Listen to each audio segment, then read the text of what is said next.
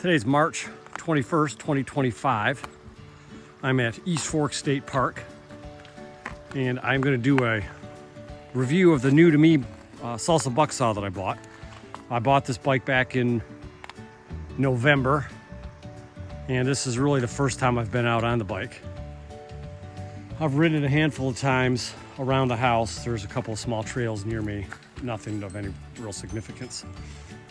And the bike is basically bolt stock. I've made a couple of changes to it. Namely, it came with a dropper seat post. I've never been a big fan of the dropper seat post. And I took that off and just put on a regular carbon fiber post. And the other thing I did was I built some wheels for it. I had the good people at Bishop's Bikes in Milford, Ohio build the wheels for me. They built around an Industry 9 Hydra hub, and it's a carbon fiber light bicycle wheel. And Kat is their wheel builder. She is spectacular. She strongly recommended I use a brass nipple. So they are brass nipples with Sapim CX Ray spokes. So it is a super nice wheel set. When I went from the stock wheels that came on it, I think they were Surly something or other, some Surly branded aluminum wheel. By changing the wheels and getting rid of the tubes, I've got this tubeless right now, that saved me 3 pounds of weight on the bike, which is quite frankly incredible. And the bike rides, it's amazing how well this bike rides.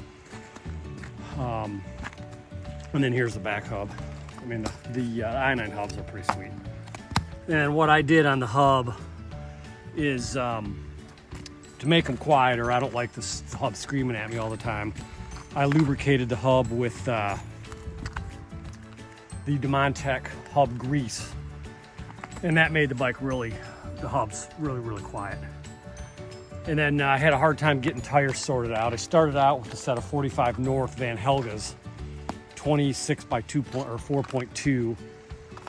They had a ton of grip, but man, they were so slow. I mean, it was just like pushing, I don't know, man. It was just, they were awesome grip. Be great in the snow for how I'm gonna use the bike, not so good. The guys at Bishop's strongly recommended this Jumbo Jim, and I've got about 3 miles on them so far, so they're brand new. And man, these tires rip. So good call on the tires.